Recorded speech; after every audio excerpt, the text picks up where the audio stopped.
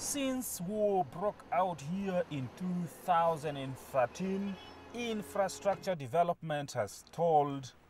90% of the country's revenue comes from oil, but with a fall in global oil prices and the destruction of some of South Sudan's oil fields in the fighting, revenue and production have dropped significantly.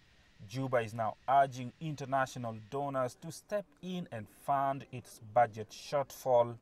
We look forward to strengthening and expanding the partnership in the design, financing, implementations, and measuring of progress.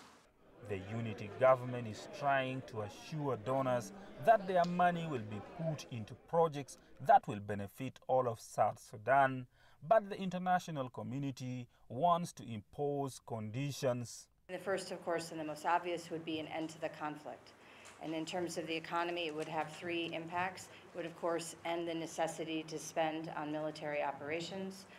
It would end the necessity to spend on cleaning up the consequences of the conflict.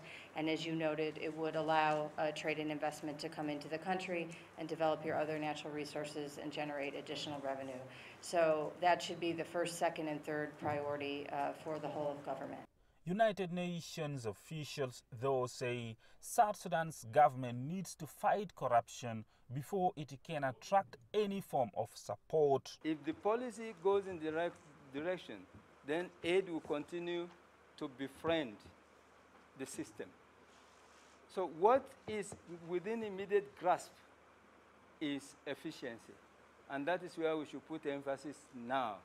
South Sudan's government remains the biggest employer in the country, but lack of funds can sometimes mean civil servants go for months without being paid.